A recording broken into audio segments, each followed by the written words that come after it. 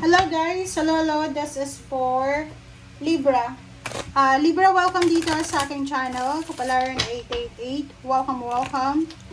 Alamin natin kung anong messages, vibration, gabay energy para sa inyong lahat. So, ano ba yung message na kailangan mong marinig, Libra? This is the second half of May 2026. May 16 to 31.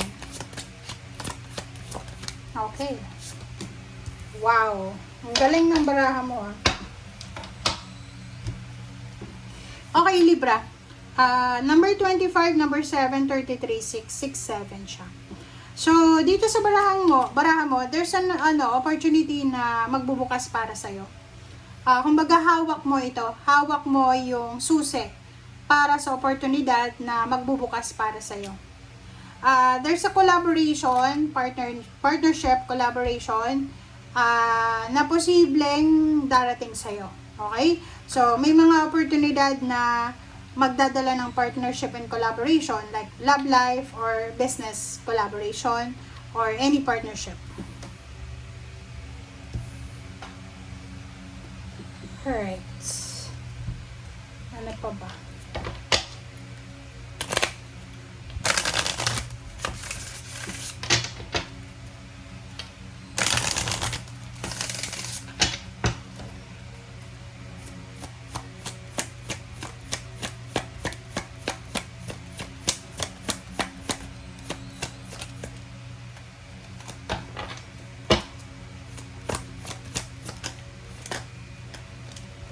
Ang dami naman na ito.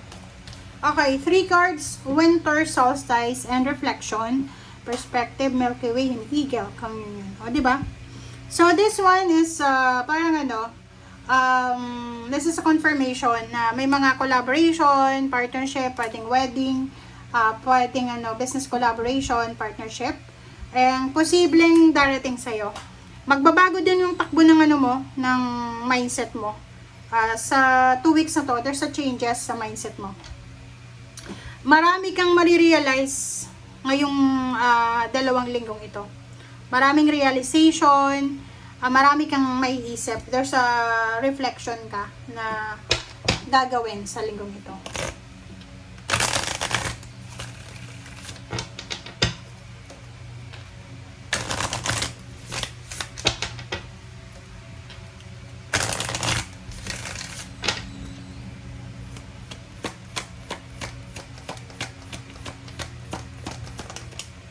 Okay, motivation. Wow!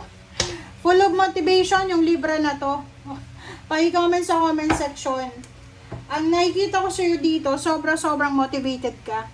I don't know ano itong motivation na to, but nakikita ko sa'yo dito, you are super motivated sa kung ano man yan na plano mo or gusto mong gawin.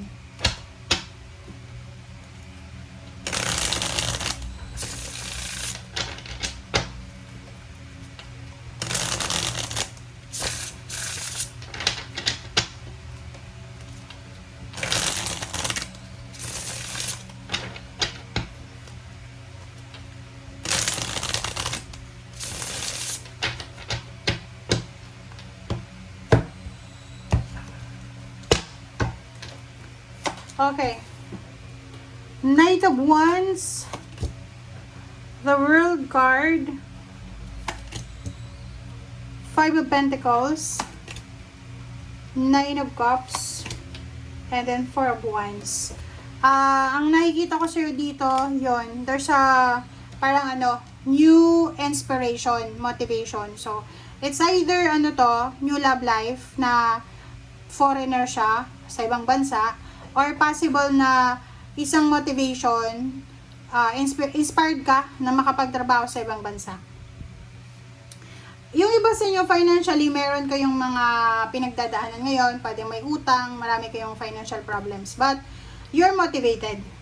9 of Cups and 4 of Wands. So, because of financial problems or because of financial scarcity, yung wala ka talaga, walang tutulong sa'yo or whatever man, nakikita ko sa'yo dito na yun yung rason kung bakit ka motivated na maging, kumbaga, stable and secured.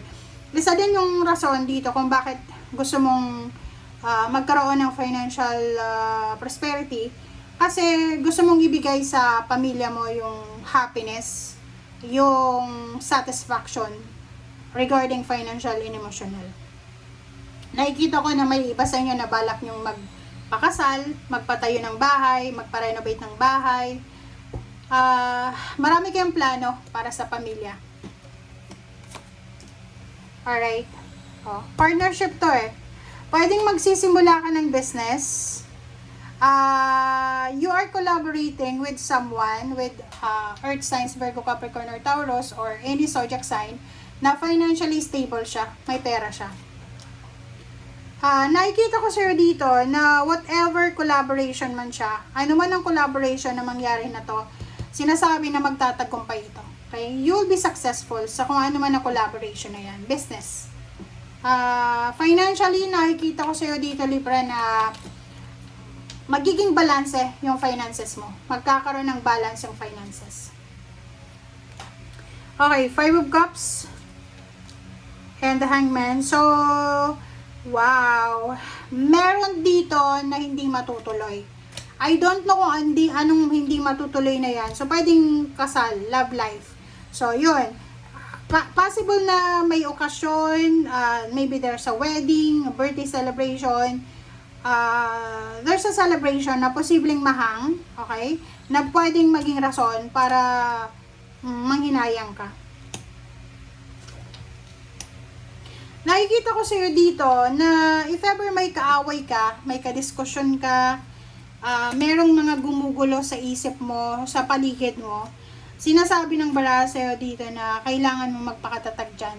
Kasi hindi mo kayang kontrolin, labanan, kasi parang yung 5 of Wands na to is there, diba? Magkakampi sila. Okay?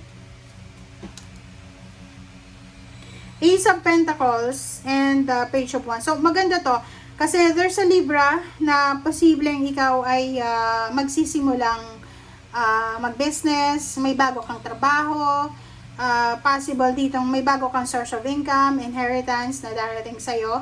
Maraming good news, maraming pwedeng pagkakitaan financially na darating sa'yo. Love life din, pwedeng may ma-delay na love life, may mahang, pero in the near future, there's a love life na posibleng siya yung makakatulong sa'yo financially. Kasi ito, na love life na to, is possible siya. Sa future to guys possible na sobrang mayaman siya. Okay? Kasi itong Ace of Pentacles is parang ano siya, napakarami niyang rason, hindi rason, marami siyang sources of income. Okay, 10 of Pentacles.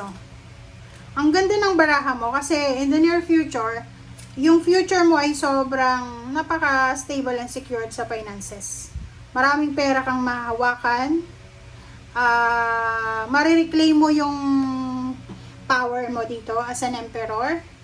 And marami kang matutulungan. Marami din na matutulong sa'yo. Okay? And sa ilalim mo dito is 4 of Swords and 7 of Cups. So, sinasabi ng baraha sa'yo na manatiling kalmado lang and relax. Okay? Thank you guys. Bye!